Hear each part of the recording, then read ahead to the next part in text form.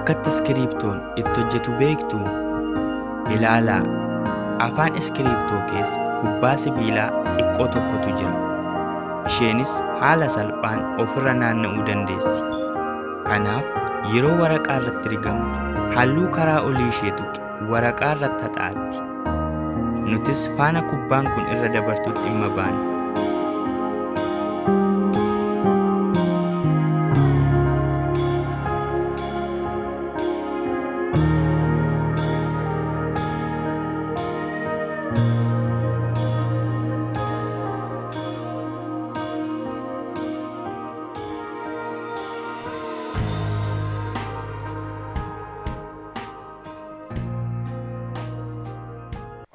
Qoy jangan berresa, qoy malte kuning ko.